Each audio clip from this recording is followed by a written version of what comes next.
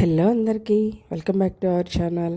అందరూ ఎలా ఉన్నారండి? బాగున్నారా? మేమైతే చాలా బాగున్నామండి.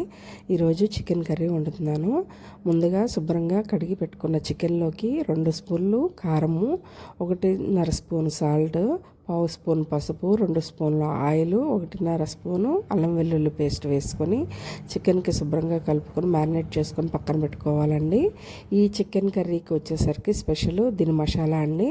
ఈ మసాలాకి మీడియం సైజు కొబ్బరికాయల్లోని పావు వంతు భాగం ముక్కలు, 1.5 స్పూన్ ధనియాలు, 1 స్పూన్ గసగసాలు, 1 స్పూన్ జీలకర్ర, 4 యాలకులు, 4 లవంగాలు, 1 ఇంచున్న దాల్చిన చెక్క ముక్కలండి. ఇవి వేసుకొని మనం మిక్సీ పట్టుకొని మెత్తగా ఆడుకొని పక్కన పెట్టుకోవాలండి. ఇప్పుడు స్టవ్ పైన బాండీ పెట్టుకొని సరిపడా ఆయిల్ వేసుకొని 4 మీడియం సైజు ఉల్లిపాయ ముక్కలు, 8 పచ్చిమిరపకాయలు సన్నగా తరుక్కున్నానండి. తరుక్కొని ఆయిల్లో వేసుకొని ఇవి బ్రౌన్ కలర్ వచ్చేంత వరకు కూడా మనం మగ్గబెట్టుకోవాలండి.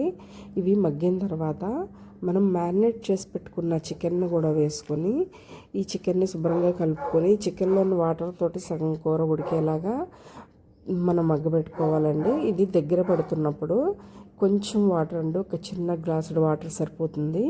ఈ చిన్న గ్లాస్ వాటర్ వేసుకొని కొంచెం కొత్తిమీర, కరివేపాకు కూడా వేసుకొని మూత పెట్టుకొని మగ్గబెట్టుకోవాలండి.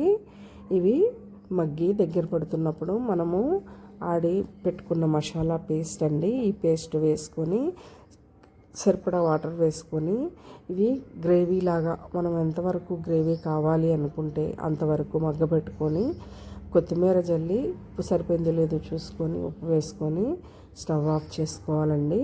అంతే, వేడివేడిగా చికెన్ కర్రీ రెడీ అండి. ఈ చికెన్ కర్రీ చపాతీల్లోకి, రైస్లోకి, బిర్యానీలోకి వీటిలోకైనా చాలా బాగుంటుందండి. మీరు ఒకసారి ట్రై చేయండి.